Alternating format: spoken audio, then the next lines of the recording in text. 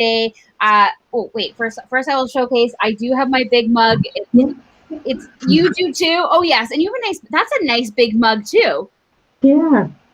Except I that. don't have coffee. It's night here, so Right. this is herbal tea. I know we always like conjure like big questions, medium beverage, but it didn't quite have the same, kind of like flair as the big questions, medium coffee. So here we are, but it is BYOB, bring your own beverage, whatever it is your flavor. But I am joined by Anuradha Kowtha. Now, Anuradha, why don't you give us your bio and what you do and why you do it? Oh goodness. All right, I'll be brief. I don't like to talk about myself that much. I basically own my company, the Kowtha Constellation, and we do basically education and consulting services to help people, individuals, teams, small organizations, to basically get beyond the indoctrination that we have all gotten from capitalism and colonialism. Because when we think like that, we often come up with cookie cutter solutions. So, lack of innovation, and they're not justice oriented. So, the work we do is to help people, individuals, and communities to come up with more innovative solutions that are rooted in justice. So, why did you get into that? It has been a very long path over the years. I first started my career as an environmentalist, and I studied biology and biochemistry, so that was my focus. But I went through different things. I was an educator. I edited different publications. I did research and so on. So it brought me to a place where I could do this work today. And I think regardless of the work I've done, that thread remains. Hey, we need to be shedding a light, and that's what I think a big part of consulting or education is shedding a light on what isn't being seen, what isn't being talked about. And that doesn't necessarily win popularity. I'm certainly not going to be everyone's best friend as I'm pointing out, hey, that maybe not is an approach or a framework that's going to leave people behind. So let's change that. But I think the end result is where we bring that feeling of hope, mutuality, innovation, like I say, that we can change hearts, minds, and feet, to change action. Because ultimately, like, I don't know how you're feeling, but that IPCC report, even though it didn't contain new information, I felt like it's collectively, it's a bit shocking, right? It's a bit, I don't know, it was like a collective inhale of, wow, we're passing these tipping points and we need to be acting. So yeah, I have a hard time because like I just like in my brain, I try to see things from all different aspects. I try to see like why would someone have a particular perspective or view? And I do that, I mean, one, just so that I can relate to more people, but also because I find it very interesting that there are, like, the word sonder, it totally describes me. Like I have this sudden realization that someone else, I am just a passerby or a side character in someone else's story, right? Like you're the main character of your story. You're experiencing everything. Like it's one of those things that just brings me joy, but also scares the pants off me that like you're experiencing something completely different than I am because of all of the different factors. So when things come out like this, where these reports and I look first, I try to actually not look at my own reaction. I mean, I have a reaction to it, obviously, but I try to look and see what everybody else is reacting and seeing where we're at. And it isn't that I want to follow, some people or look at other people's reactions first. Is because I don't have all of the experience. So when I create a personal opinion, it's based on just my own learned experience and my personal bias. And I don't like doing that. I like to be able to gather as much information and see different reactions. But what I'm seeing out there, and I don't know if you're seeing the same thing, you're in the UK, I'm in Canada. I'm seeing that I don't understand some of the reactions. I don't understand some of the pushback. I don't understand some of the, like, you know, the clinging to, I guess, status quo. Do you have some insight into why that happens? I mean, do you have a few days? I mean, Yes. like, I mean, I'll speak to my experience in education. Do. I.e., one of the things I did, I was fresh out of university, was maybe 23, I got my first teaching position. And in the classroom. And, you know, it's a stark awakening for someone, though I've lived in a very conservative part of the world. I lived in Phoenix, and our school district was, you know, our school, I think there was maybe a handful of people of color. You know, I remember a voting activity when I was in third grade. It was the Dukakis, whoever won the election, I don't know. Dukakis was the one who didn't win, right. But I can't remember the other person's name right now. Was it Reagan? Maybe, I don't know. I'm obviously brain fogged, but yeah. Whoever it was running against him, and we had a little. Our teacher, Mrs. Bolin, set up a little voting booth, and we did a vote, and she showed us, you know, different pieces of voting, like she brought some equipment in, and so on, to show us how it really is in the booth. It was George Bush. George Bush, by the way. It was Bush. It was George Bush. There you go. Yeah. It was not. Was it? Oh, George Bush first, senior. Senior. Yeah. George H.W. Yeah. Yeah. So I remember by an overwhelming majority, our class voted Republican, voted for Bush, and remember feeling like, and then I remember being specifically asked by one of the more popular white boys, did you vote Democrat, and how he started belittling me. So even in that, I knew the kind, and we're not even saying this is like socialist stance that Dukakis would have had, right? No. And you have to understand too, at that point in our lives, I think my mom had just gotten the right to vote as a citizen.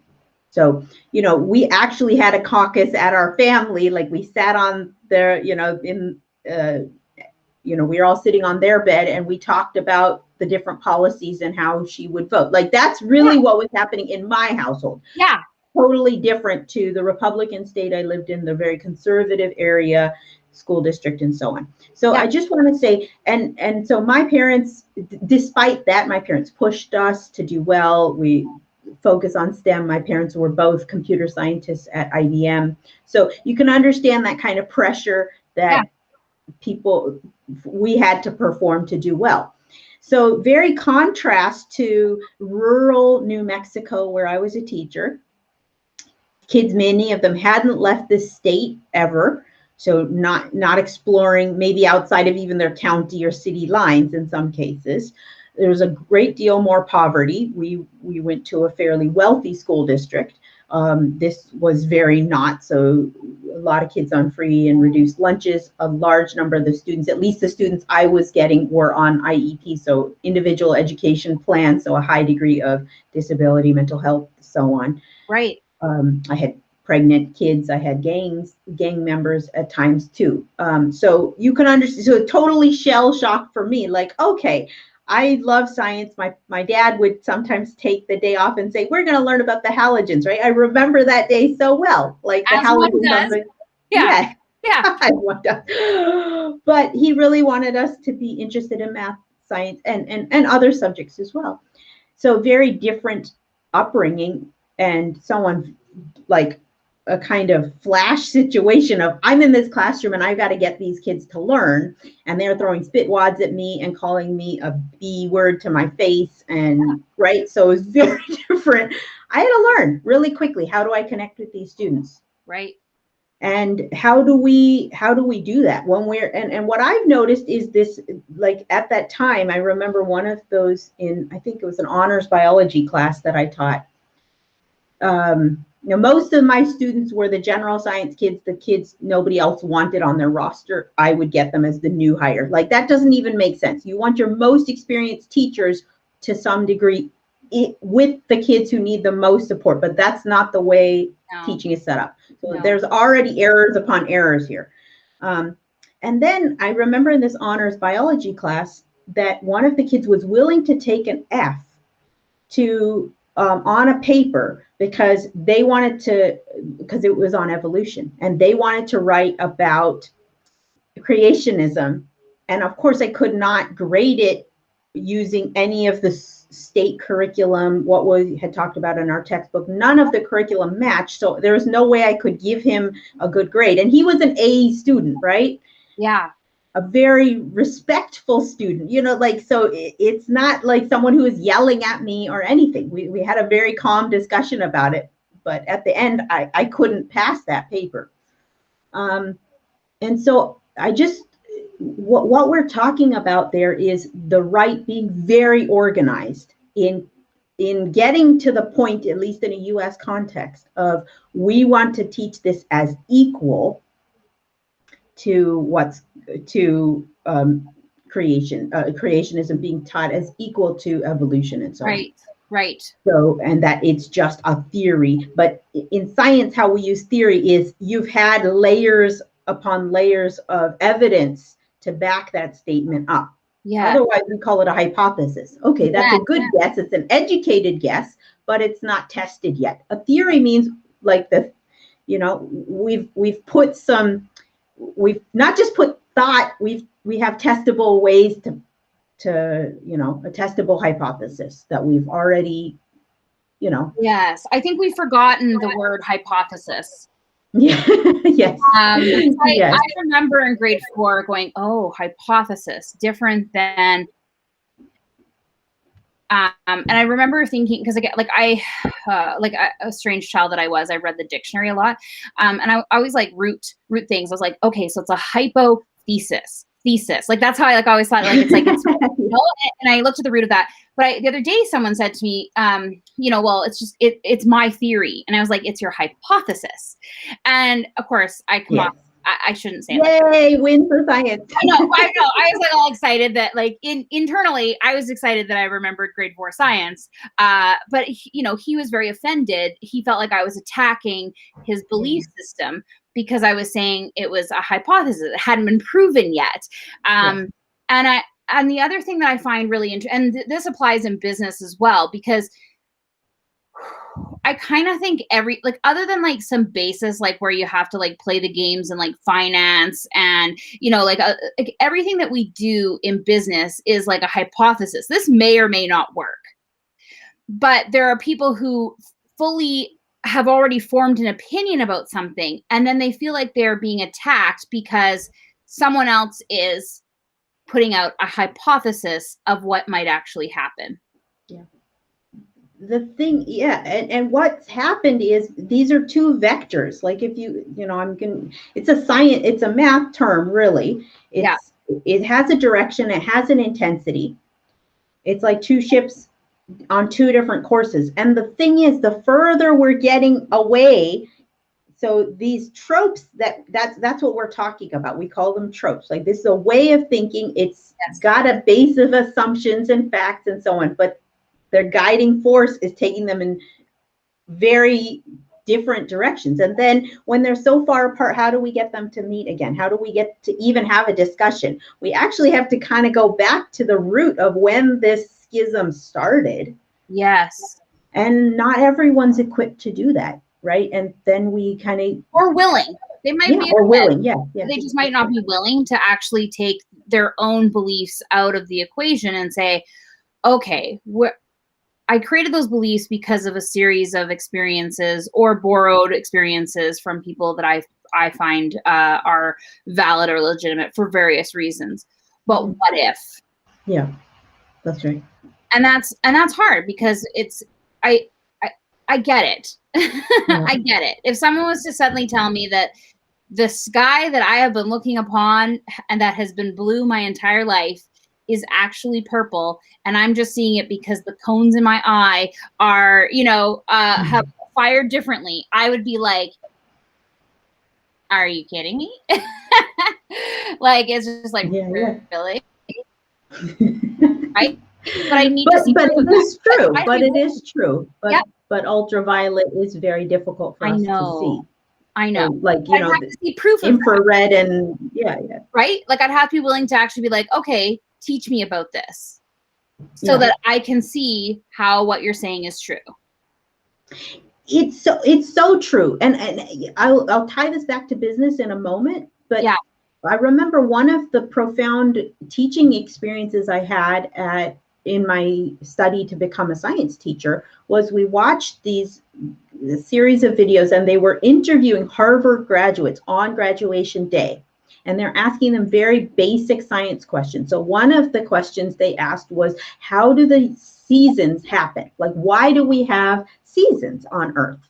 Okay. And the number of people, so you would think Harvard graduates have a basis of understanding this, right? Yeah.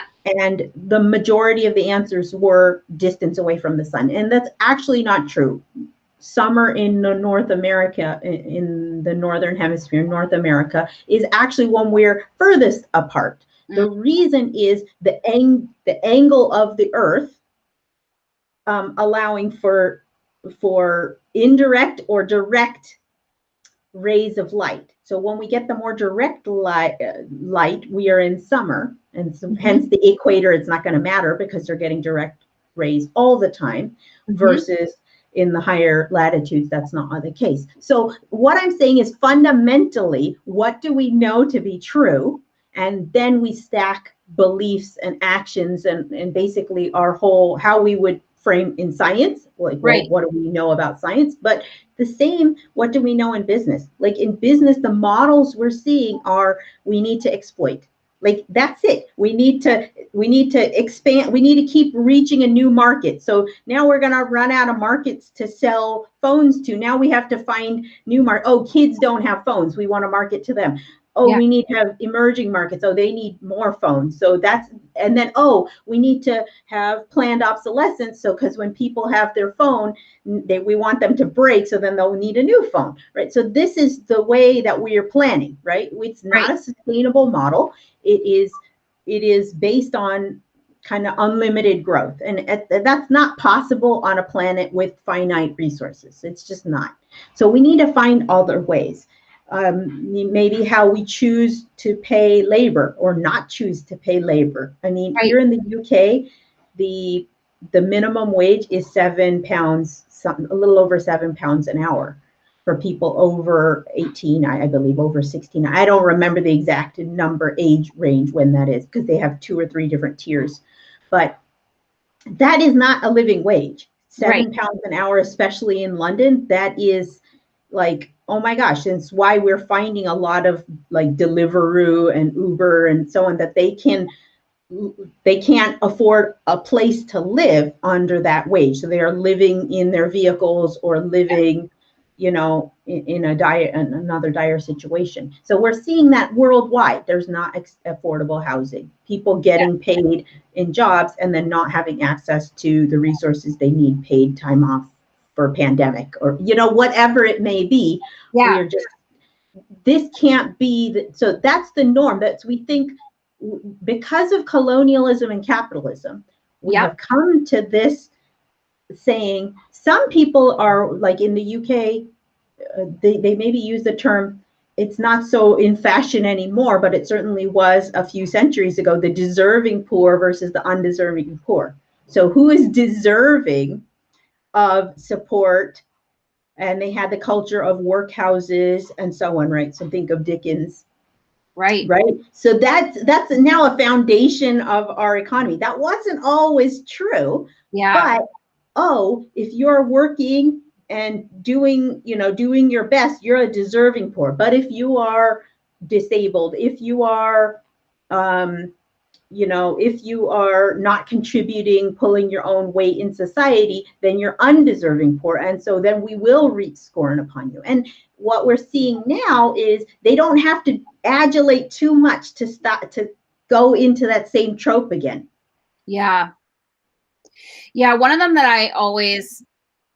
I don't make friends with is when stores decide to do automated cashiers. And you hear a lot, particularly here in North America, I will always go to the cashier because I'm saving them a job. I'm like, no, you are saving, like, you want to be served. You're actually upholding this colonial capitalism of being served by people who you feel deserve to serve you. Mm-hmm. And you don't really care about how their standard, like what it's like to be on that cashier all day. And they'll say, but we're saving jobs. I'm like, you're not. The company is still employing the same amount of people, but now they don't have to deal. Like, I've worked in retail for 10 years. I love retail. I love being able to go and create demos and restock shelves and help people find really cool things, like when they're like, I can't find a skirt, like what should I wear? I love that part. Being at the cashier, at the cash register, and being inflicted on with whatever bad day somebody had weighed on me. It was hard. That was hard. And you're standing all day and you're like, all of these things. People could be served. And I'm like, nah, that's that's when I started to say, like, nah, that's colonial capitalism. Yeah. And I would take it a step further. If you were really concerned, you wouldn't just choose, like, your choice wouldn't be, just like paper, plastic, a non-choice, right? Or, line, self-serve, or, it would be, hey, I'm going to make the choice which is the best I can. Like, if I'm not feeling like a peopling day, I will go for the self-checkout. But sometimes I have trouble with the self-checkout and I have a billion errors. So I'm like, okay, I'll go to the people because I can people and I need to go through this quickly, right? So we can make this choice in the moment based on our needs. That's a more empowered approach, I think. But also, who are we voting for? What policies? Are we actually writing to the company? Are we writing to change the minimum wage so they get paid a living wage? Are you doing that? Because if not, then this is Noam Chomsky talks about this. It's like the modern rhetoric has been, instead of the wide range of rhetoric, which is, there's a lot of points of view, there's a lot of aspects we need to decide and change as society and reflect on and discuss. What happens is it gets focused into a narrow band that it's like two not that dissimilar choices, and then that's what we're arguing about, like the blue dress, white dress nonsense. Like that's oh, now we're going to argue about this. Paper, plastic, is that better or not? Whatever the thing is, a self-checkout, not. And then we're forgetting the rest of the discourse, where it's our responsibility to be paying a living wage. Where are we writing to the CEO saying, fuck you, sorry, not sorry, but, pay your employees a living wage. Stop taking hundreds of thousands and so on for your compensation, but then making sure people don't get a living wage. Like, that is not okay. And these same companies, like, I heard this about Nike. They signed Kaepernick. Awesome. Great. They got people now buying the shoes. Okay, I don't know if that's necessarily good or not good, because once again, they're made in, not very good conditions, not paying their employees well, like especially the people who are making the sneakers themselves. And then they went and gave a big donation to the Republican National Party in the US. So where are they going? What policies are they supporting? Oh, we're not going to have a wealth tax. We're going to actually we're going to reduce tax for big companies. We're going to not do anything to protect workers' rights. We're going to make it more difficult to join a union. I mean, that's the policies they are, the Republican Party is pushing for, right? I mean, there's a lot of other ones. I'm not going to sit here and talk about all of them, but it's a similar situation with the Tories here in the UK. Yeah, and the Conservatives here in Canada, for sure. Yeah. No, and one thing's interesting. So let's just look at the impact. A lot of people say, oh, let's not have politics in business, but business is politics. If you don't know that there's politics in business, you probably aren't running a business, because business owners are actively looking at, and I would say like small, medium, they're actively looking at how legislation is going to affect them. Because I know here in Canada, we have small businesses, so independently owned businesses, who are trying to pay their employees not just a living wage, but a wage where they can thrive and save money and, you know, go on vacation and all this kind of stuff. But they're also limited by major corporations lobbying the government to create legislation that suppresses small business from growing. Yeah. They're also up against things like high overhead, like the price of real estate, the price, you know, like all of these kind of tax legislations. It was really interesting. A couple of years ago in Canada, we had the Liberal government, who was like supposed to be everybody was like, yes, we're saved, all this stuff. No, they put in legislation that impacted small business owners. So small business owners might say, for example, invest in real estate as a way to create money that they could easily liquidate in a business. So in a downturn, you might sell that building and be able to keep your employees going, right? Yeah. They put in legislation that allowed you to have a higher taxation rate on those buildings. So then small business owners were like, well, that's not great. I have to look for other ways that I can invest money in my business that allows me to stay fluid. And so I don't lay off my employees. Mm-hmm. And it's like, we have to be in there too, as citizens, as business owners, because we have to make sure that those things are heard for our government to put in those policies in place, businesses to thrive as well. Yeah. Absolutely. I think in my recent interview series I had called The Future is Accessible. And one of our speakers, Stephanie Martinez, really had this nugget for us. We need to be doing the thing, and then we need to be doing harm reductions. So we need to have mutual aid. So that's a thing. Yeah. Giving to, not giving through charities or philanthropy, but direct giving to people doing work on the ground, where that money is being dispersed, right? So we need mutual aid, but we also need these harm reduction strategies. Yeah. And the changing legislation, letter writing campaigns, you know, voting. These are harm reduction strategies because they slow down the creep of capitalism and colonialism. Yeah. Right? Yeah, because look what we're seeing right now in real time with the OnlyFans. Like, I'm not even following it that closely, but it's because people are continuing to put the pressure on, and now the media, instead of historically following only the right wing kind of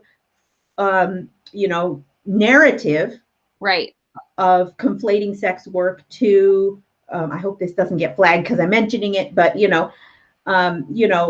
conflating that to human trafficking, that kind of narrative.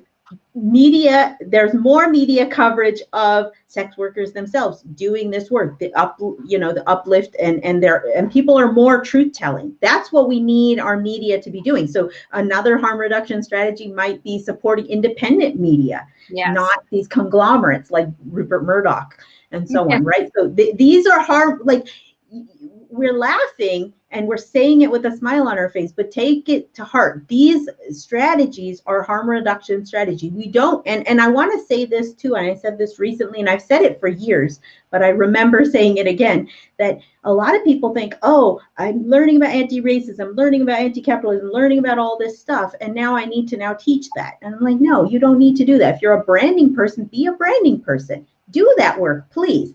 But you infuse these harm reduction strategies into your everyday, practices in your company. Embody them. Embody the ethic of land redistribution and, resource redistribution. That's important. Embody the pushing on these narratives, challenging, beyond this little tiny narrow band like Noam Chomsky's talking about. Start pushing that narrative out, like you do this regularly on your posts, and I appreciate that so much, Marissa. I don't always go participate because I don't have the capacity, but I love that you are bringing thoughtful questions that force people to go beyond this yes, no, very tiny dichotomy, to think in a bigger global way that can say, oh, that is like, you're challenging the basic beliefs and assumptions, which is the indoctrination piece, right? We need to name these things, and we need to say, we need to be able to talk against them. We need to learn, right? We need to undo.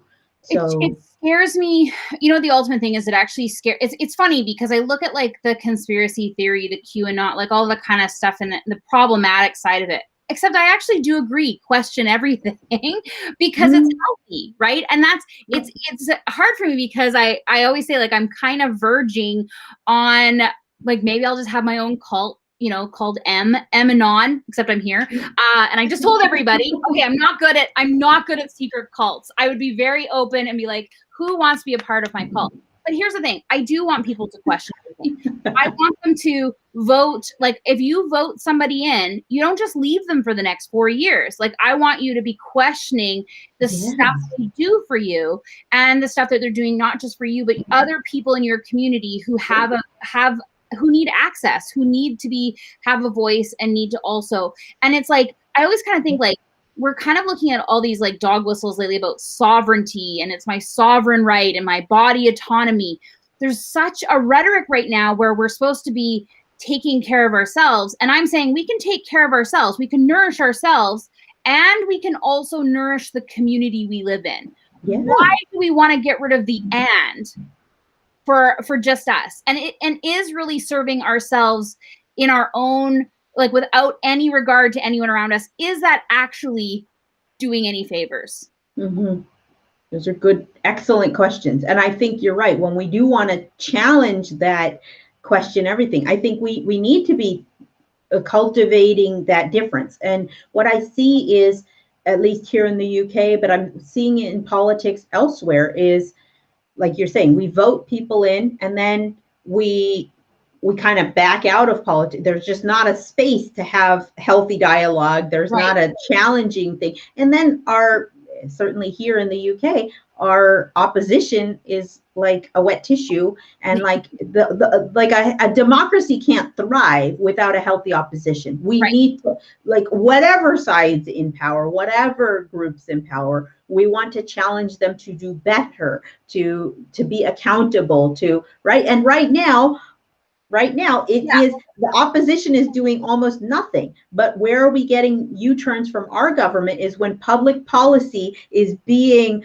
pushed into the mainstream media, and like celebrities or people doing fundraisers, right? They're having this whole thing about not allowing refugees to come in through the ocean. And so somebody set up a fundraiser and they raised over for RNLI. We are an island nation, and we don't have a paid, like a public service that is, we save people in the ocean. So this company, this charity called RLNI, does this work. I don't know what it stands for, lifeboats, but so this person with a big platform set up a fundraiser and got a lot of money in Nigel Farage's name. I don't want to say his name, but you know, he's the one who's stirring up all this anti-immigrant, anti-refugee rhetoric, and now they have enough to buy supplies or buy whatever they're going to do with this money.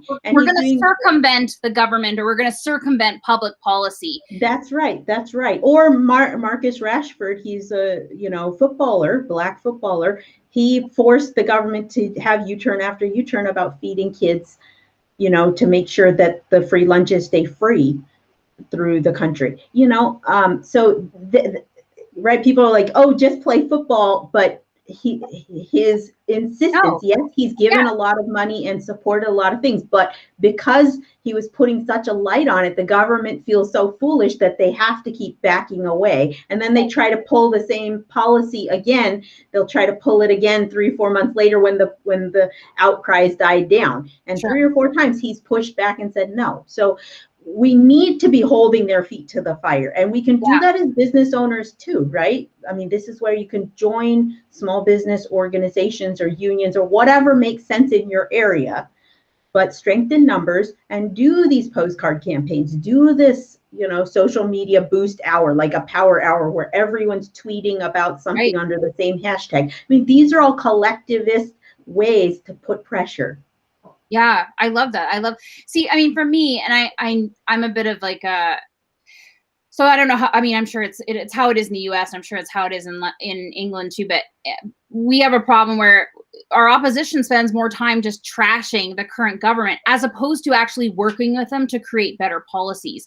And I really wish we could get to the point where we had, I in Canada anyways, I don't want to have a two-party system. I don't want to have a majority. I actually would like to have three parties and have an equal representation and be able to have them work on policies together. So if you create if the prime minister creates a committee, they have to have representatives from all the different parties on there in those committees so that we can actually get policies created that are good for everybody. I want the conservatives to come over and say to the liberals, great idea, free dental care for everyone. How are we going to make it possible? How are we going to make it? How are we going to pay it? I want that. I don't want them to just say, this is ridiculous. There's no way we can have free dental. We can have free dental.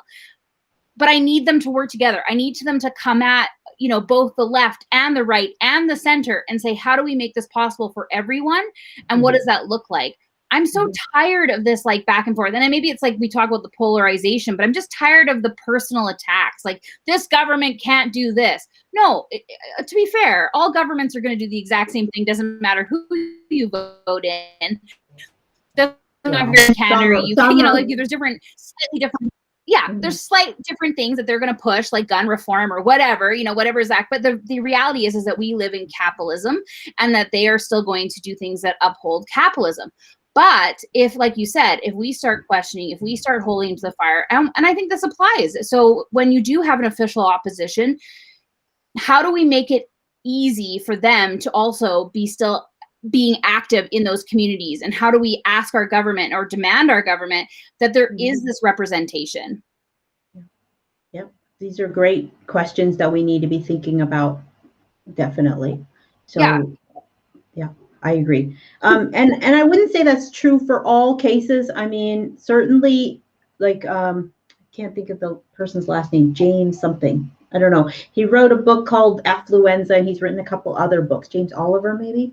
Okay. Maybe I'm thinking of the name wrong. I apologize. But he's talking about in Western global North countries that are English speaking, and he calls it affluenza. So like certain characteristics, they are far more susceptible to this capitalism. So what I would say is it's not equal in how these countries are run. So some, like Singapore, the US, Canada, Australia, the UK, certainly are going to be worse than some of the others. And okay. I will say they, at every turn, try to dismantle or attack even the left, not the left, the liberals have attacked and made it so the liberal or the, I'm sorry, not liberal, the far right, okay, rewind.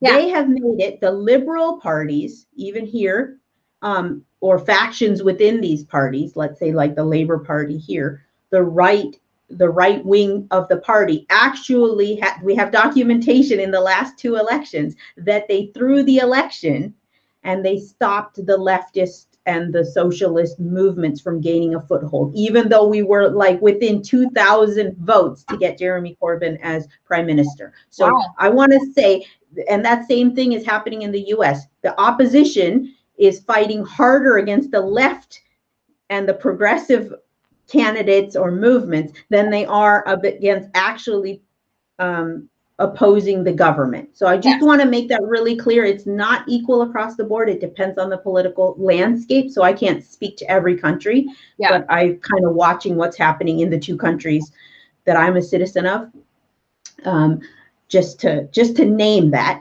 But what that means is understanding your political climate and also looking at what's going on locally. So we're looking at this national election, but there's often things we can be shaping in our local area. That might be organizations doing things. It might be, there's so many things, right? There might be, I remember doing a paper on a book. I don't remember the name of the book, but we had to do a presentation for the class, and I had these little pink note cards. I bet I still have them at my mom's house, if she hasn't thrown them away. But basically, it was a book about childhood malnutrition and lack of food for children. And it was a book written for a U.S. audience, but it was written from a global perspective. So they were looking at different things from across the world. So this is where I learned about things like kwashiorkor, which is, different malnutrition diseases of wasting away, of what happens when people don't have certain types of nutrients in their diet. And I remember the sentence that I said at the end to wrap it up. And I don't think my conservative classmates really understood how passionate I was or what this was so important. But I said, yes, this is global. And I was talking about global statistics, but I said, there's people right here within our own community that don't have food, right? I give an interview on a podcast on water policy. There are probably people not that far from you who are filling up their bathtub with water, and that water has to last them. And that's not that different than what I saw people in India doing. Even relatively high income people, the government doesn't release water because there's just not enough water. So you get water, and sometimes that your water slot is at 2:00 in the morning, and you better go out there and catch the water that you want to put that aside for cooking, because otherwise, and if you're rich enough, then maybe you have other tanks, or you can put it on top of your flat or your whatever, so you have water, but that's not potable water. So you need to catch the water that's going to be your potable water. So water is such an issue that is like around the world. We are definitely, like, as a biologist, I've been looking at this. I worked in water campaigns in New Mexico about how developers were getting around loopholes to not meter their water in new developments. So, water is a precious commodity. And right, so when we think about that, money or resources in our business is the same commodity. How are we protecting that? Are we making sure it flows? Because the water cycle, and thinking back to biology, the water cycle connects all these pieces, right? Evaporation and so on, and rain and so on. Well, there's a money cycle. There's a resource cycle. And so we can't, what happens is, and I learned this from my good friend Eleanor Prodota, capitalism fucks up the way we use money. It fucks up the reason we created money. It fucks up the function of money. So what happens is we start hoarding, and so it stops circulating. So we actually want to hoard the money. So actually, this lifeblood that's our water, and in our business, it's money. We need to be circulating that. And so this is how we can actually create on the ground change in redirecting. Even if we start siphoning off 3% to marginalized communities, or we make a commitment to do that, that's going to be 3% that already wouldn't be happening. So I'm hoping I'm making this from a really theoretical thing to, hey, this can actually be creating potential change, concrete change. Yeah, it's interesting because when you talk about circulating, I love the topic of circulating wealth. But it is an interesting thing when we look at where people feel like they have to hoard money and wealth, and it's because there's this lack of safety, or it could be taken away at any time, or you could lose it. You're discarded and left because you weren't, your capacity for creating more money is no longer. And it's interesting when I've talked to small business owners. I want to just clarify that point, that to me, us saving for a 3-month emergency fund is not hoarding money. That is not what I'm talking about. I'm talking about billionaires can't actually be billionaires unless they have been hoarding money and withholding a lot of resources from a lot of people. Yes. And that's what I was going to say. And here's the thing, though. This is trickles down, right? So these billionaires have said that they have status and they have to keep this money because we celebrate that top 40 billionaires. I'm like, we can celebrate that they're creating billions, but not keeping the billions to be billions. But it trickles down. And so business owners are like, I mean, I don't know how many times people have said to me, well, I believe in this. I listen to Anuradha, I listen to you, and I don't want to hoard this money. Because I'm saying to them, I'm like, you want to keep like money, like you want to have like your oh shit fund, you want to have your savings, you want to have your retirement, you want to have your 6 months salary for your employees. And they're like, but isn't that hoarding? I'm like, no, that's keeping your business resilient. Hoarding is Jeff Bezos just to be on some sort of wealthiest list, just so that he can, and him building a spaceship isn't redistributing well. No, it's not. He could easily end poverty in most of the world with the money that was spent on that project. Instead, he chose not to do that. So we can say the ethic of redistribution needs to be there. It doesn't mean you have to, like, a lot of people ask me, oh, does that mean I have to be in poverty? Does that mean I have to give up all my money to be an anti-capitalist or post-capitalist? And I don't think, I mean, if that's important to you, then do that. I'm not here to tell you, but I don't think most of, like, being poor, what I want to say is we would be rich in many ways. Let's measure capital differently, not just the one metric of how big is your business or how big is your bottom line or how big is your, whatever. Your financial portfolio. Yes. Let's think of other ways to measure and find other, like, create new branches of growth that are more regenerative, right? Yes. So definitely do those things. But I also think we can be creative, and we can start to say, wow, the thing that these billionaires are doing right now is they could be putting that money into communities and help us in this time of financial and other collapse we're in. And where are they choosing to put their money? We do not need to make those choices. Now, of course, they have way more influence and so on, but there's projects going on around the world that are just spectacular. Right now, they're building a forest wall across across North Africa. And it's a multi-country project to stop the desertification, so stop the growth of the Sahara. Right. And so they are planting trees. Now I'm seeing these kinds of stories happening so many places. They're trying to explore tidal wave technology here in England. Now, of course, the big companies are trying to clamp down on that and stop that exploration. I'm hearing stories about, wind farms and so on. So there are options. Where are they putting it? Are we feeding people? Are we clothing people? Are we creating, like, water that is drinkable? Yeah. I was just reading about how solar energy, we could easily capture enough solar energy to make sure that everybody has free electricity, but the energy companies don't want to invest in the solar technology. Where we need them to invest is actually in battery health, right? Because we have, here in Canada, we don't have sunlight all the time. I live in a very northern, but there's an entire country above me that doesn't have sun for half of the year. So it's like we need to actually invest in more battery technology. Well, the companies don't want to do that because what they make money is the surging of electricity and the supply and demand of electricity.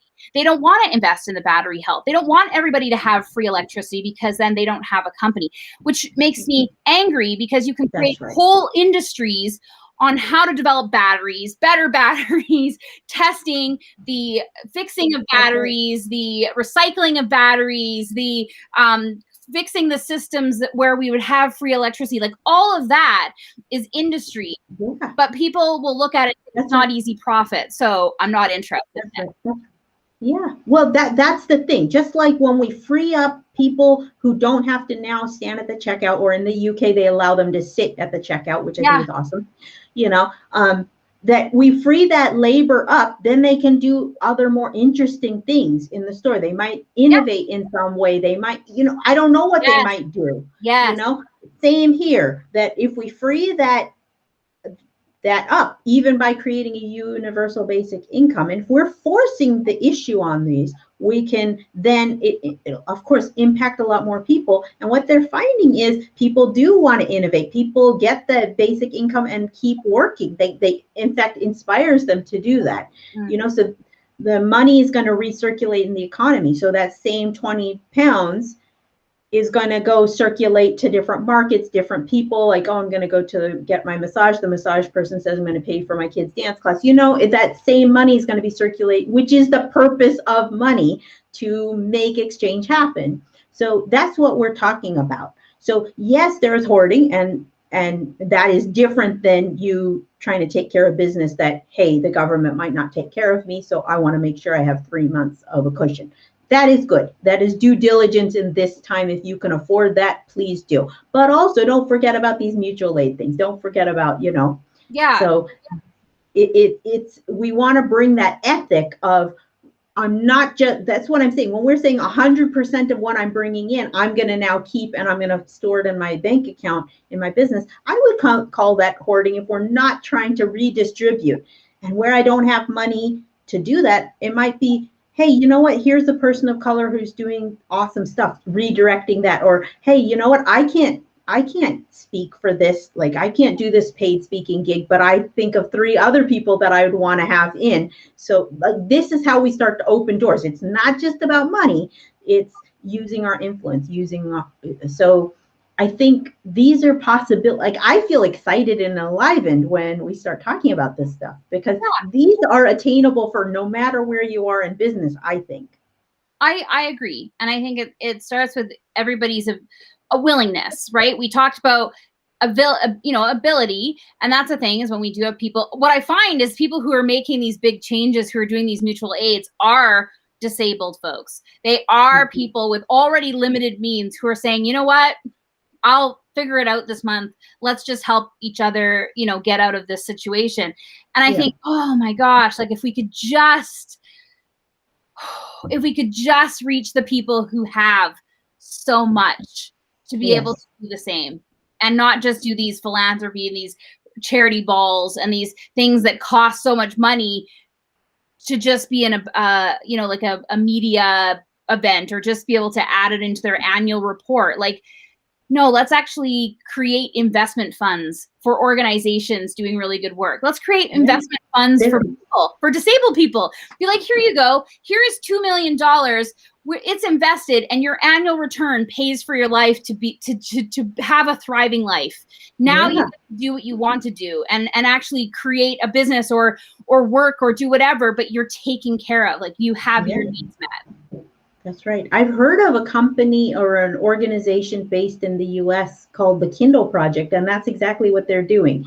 They have people giving money, mostly white people who have access to wealth, and then they have a committee who's actually in deciding where the funds go, and then they're making decisions, and they are uplifting often marginalized communities, historically disenfranchised communities, and they're giving money to these different kinds of projects, like maybe that's a land back project, or a trans lifeline, and so like a hotline for people to call or whatever. I've seen them fund a lot of awesome projects, so that's a big deal, I think, to be doing that. There are people doing these things. We don't need to go reinvent the wheel. We just need to put the money in the hands of, there's a great UK mutual aid group on Facebook that I'm a member of. And so people are often putting things in there, both for giving and receiving. And I think, like, that's the other thing. People think, oh, with mutual aid, that means I just need to give. And I think actually allowing the help to come back to us is an important ethic too. Learning to ask for help, learning to receive are important things. Like, oh, I'm so privileged, great, I should be giving. But I think, how, like, as a parent, I watch my child when she feels so good when she can contribute something, right? I've seen this as a teacher with thousands of kids, students, adults, whatever. And they want to contribute. So when we deny that, oh, it only needs to be the older, oh, it only needs to be the white, oh, and only, we're limiting that kind of exchange. That circulation is the component. We need to all feel like we're contributing, and we all can feel like we can receive. Yeah, I saw a story, I think it was on TikTok the other day, and he said basically growing up, his parents lived beside a family that wasn't as well off as them, and they often asked, do you have any food, or can we borrow? And one day him and his mother went over next door, and she said, oh, do you have any salt we could borrow?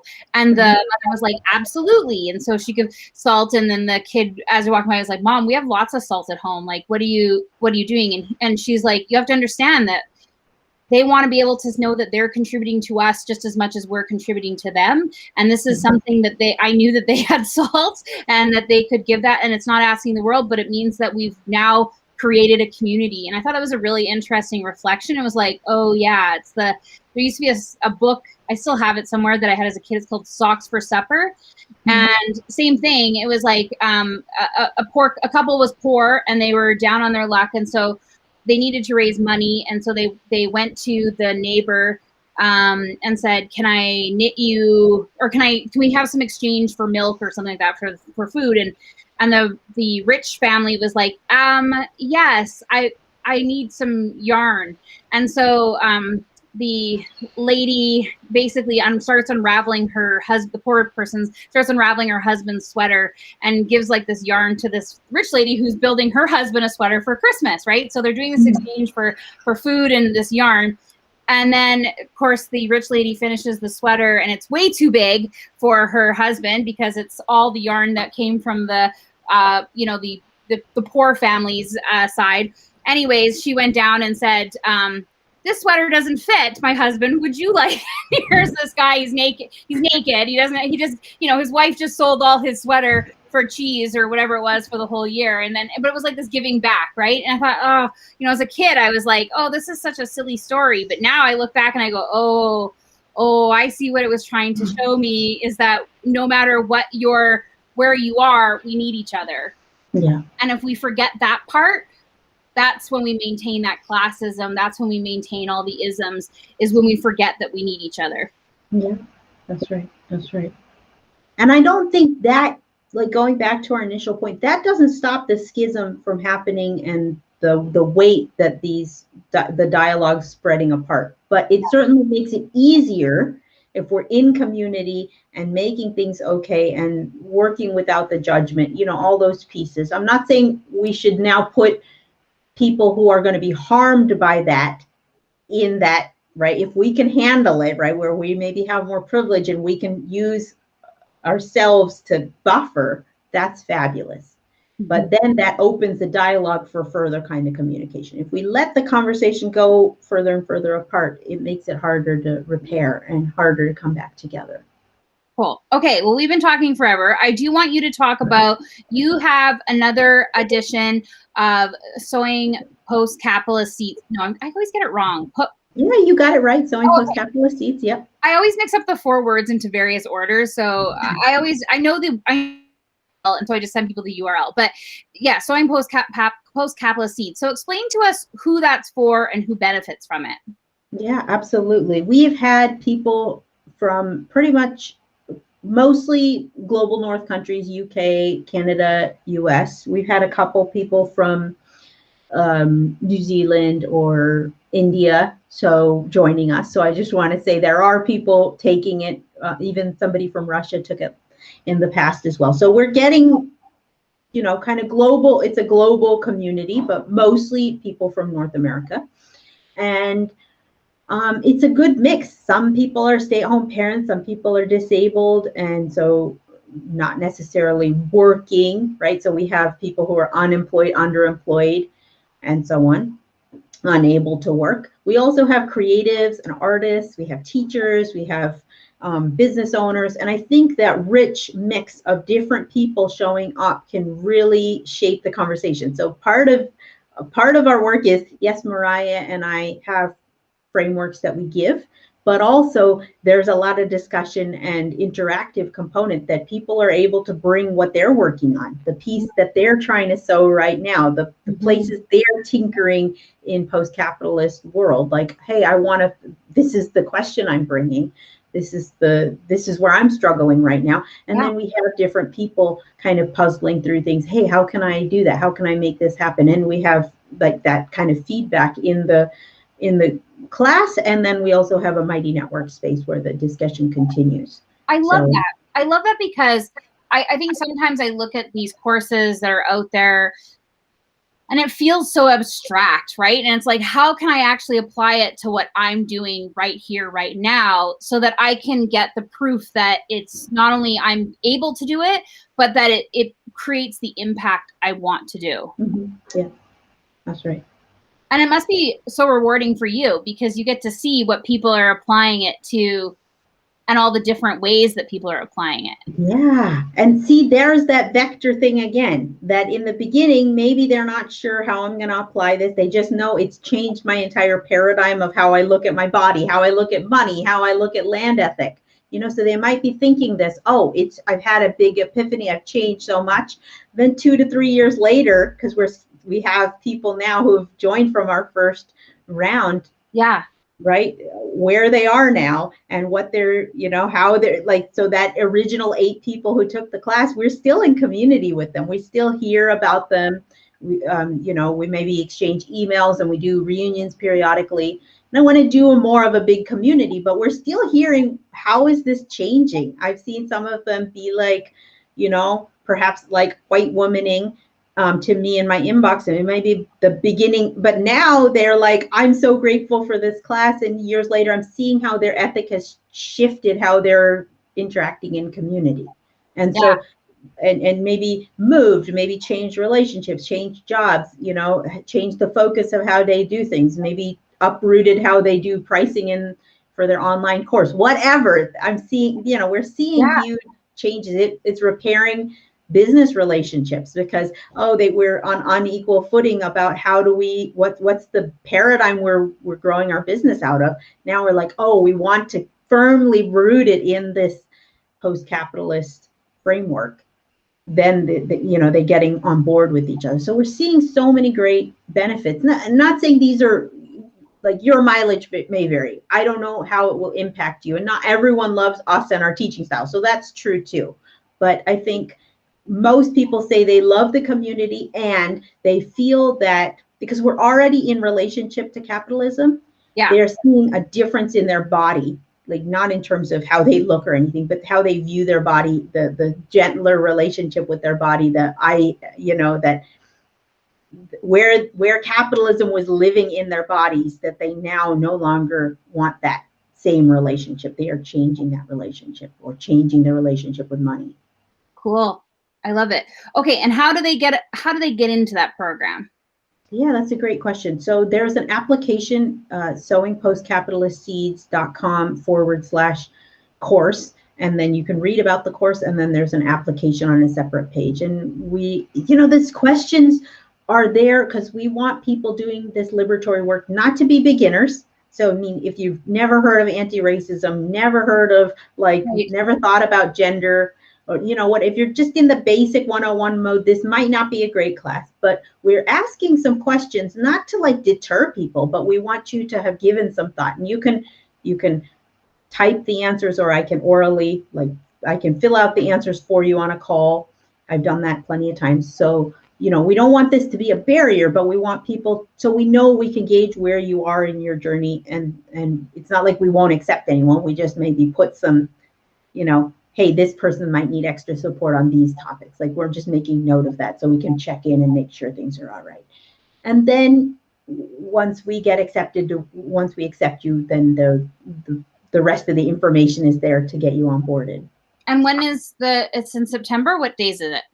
Yeah, we start on September 12th. So it's a Sunday, and it's 1 p.m. Eastern. So we attach it to that time. Yeah. Because the time difference changes in different countries at different times. Yeah. So, and this time we are opening it up to all genders. Historically, we've only, we've excluded cis men from joining. This time we are embracing them as well, to say welcome, but we're still going to center the needs and voices of the marginalized genders. Wow, great. I love to hear that. Okay, so I ask everybody this. What is an obstacle you personally are facing in your business? Wow. That's the way you're going to end this? Yeah. You should give people a warning, I'm just going to say. It's on the application form. Oh, was it? Okay. I don't remember that.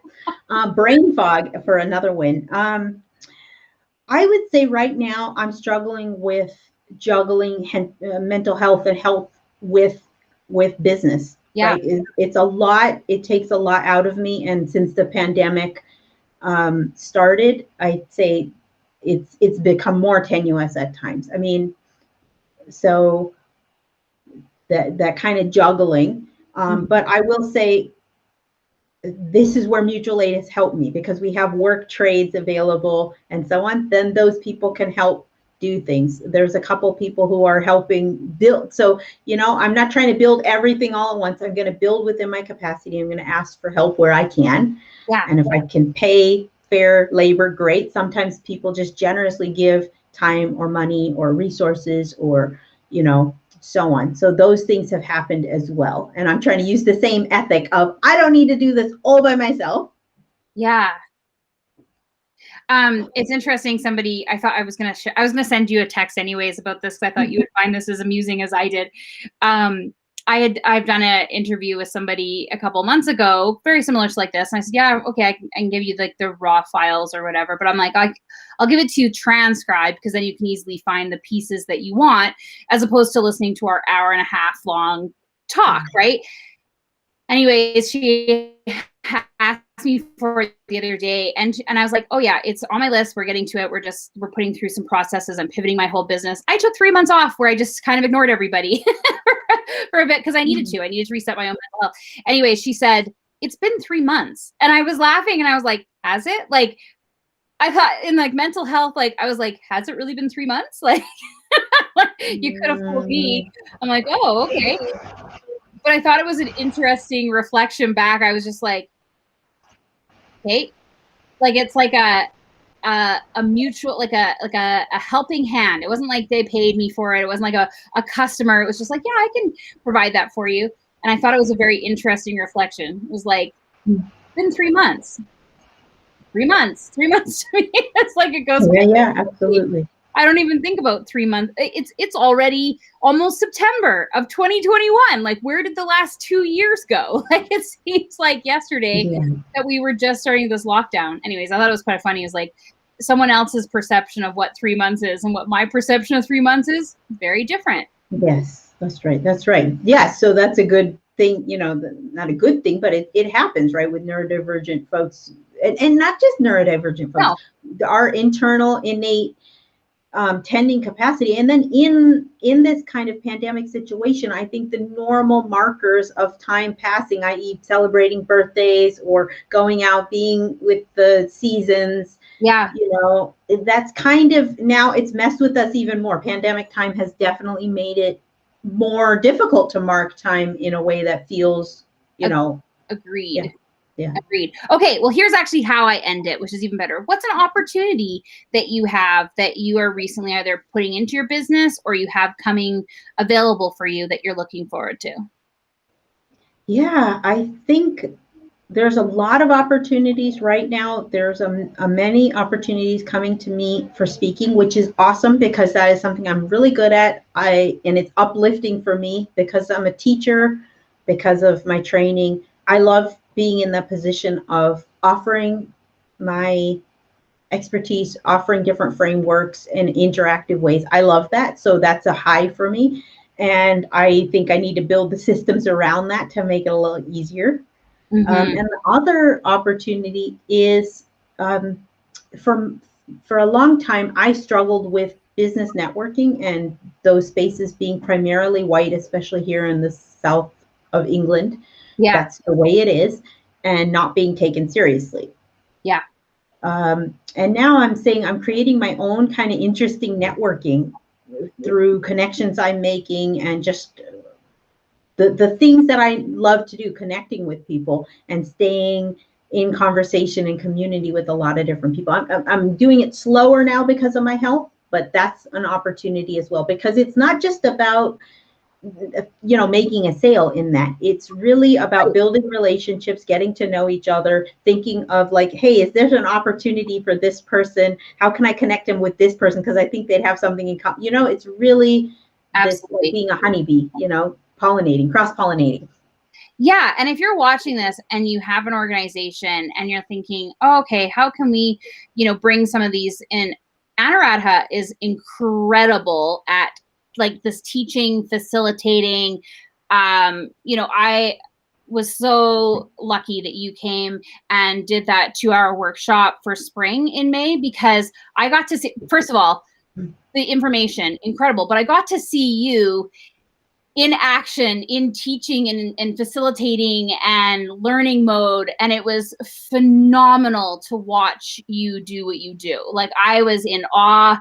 I know that there were other people in there that were messaging me going, what? I'm like, yeah, this is like being nurtured in a learning environment looks like, and that's what you do. So if someone does see this and say, okay, I have my organization or my company needs to start looking at some of these avenues where we create accessibility, we create diversity, actual diversity, and create these really inclusive policies, please do consider looking at Anuradha's website, because the opportunities there are phenomenal.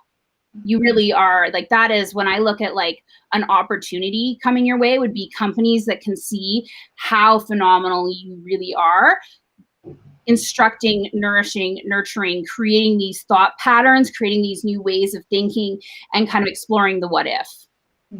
Thank you. That's such a vote of confidence, Marissa. Thank you so much. I've seen a lot. I've taken a lot of classes. I have been in a lot of classes. I've been in a lot of seminars and workshops. And I have to say, gold standard for what you created, just being able to create this atmosphere of learning in a difficult topic where people are uncomfortable and they're not sure, if they have the right answer or if they can create the right answer. You being able to walk through that, watching that, phenomenal.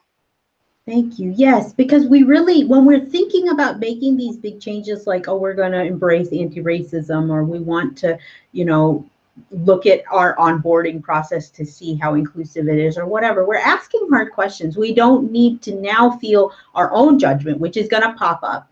But certainly the person who's, holding space for you, because it is a big job. Like, I don't take the job of holding space and being facilitating as lightly. I want to come in and be nurture, because we want to nurture the thing that we want to see. And also, most of us have had negative experience or trauma or other things that we're dealing with. We can't get to the possibility place just jumping there. No, we actually have to work through some of the grief, some of the negative things, some of the old stories.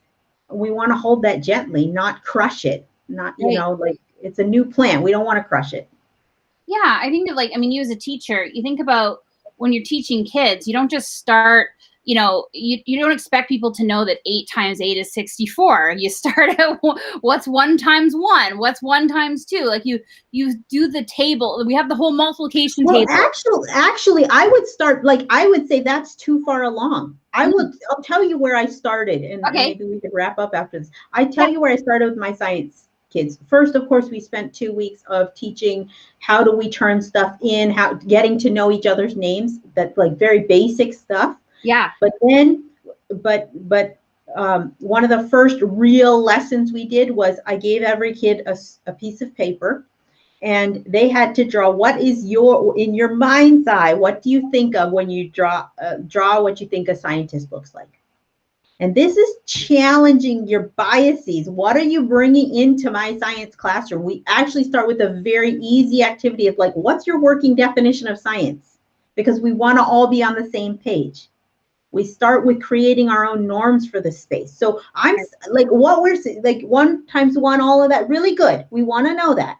But here, I want to back the train up and start with these very fundamental points of how do we make learning in our classroom? Are we all being heard? What are the definitions so we're all on the same page? And like, hey, if we're all drawing white male Einstein looking people, why is that? Can we dissect that a little bit? Because that means you don't see yourself in our curriculum. And I'm here to tell you, no, what you're doing in your kitchen and you're like, roasting a marshmallow, that is chemistry happening, mixing this and this, that is that's food science or whatever, bringing this stuff, like that's what's happening, making it really basic.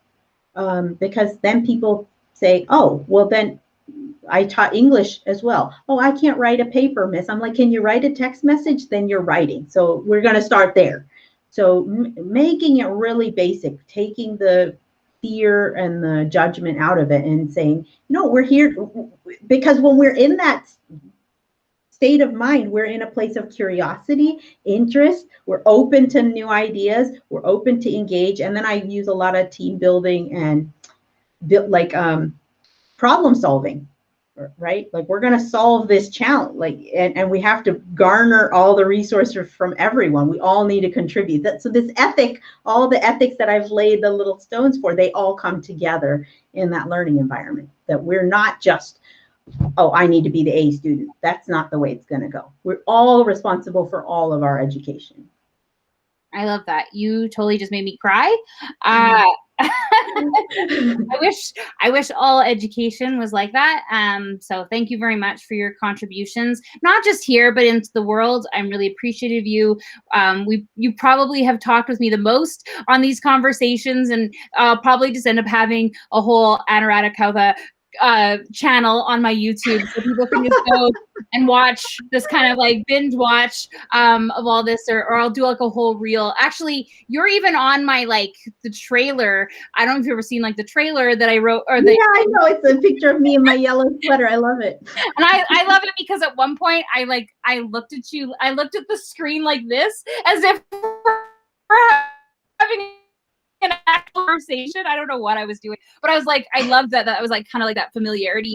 We live across, the pond, as they say, from each other, but it was having that connection. So I really do appreciate you. Thank you so much. I'm going to hit the button. If everybody's watching this, if you're watching this on the replay, let us know as well. This will be on the podcast. We'll take the audio out and it will be available on createtherules.com on the blog section. So thank you very much again. I'm going to hit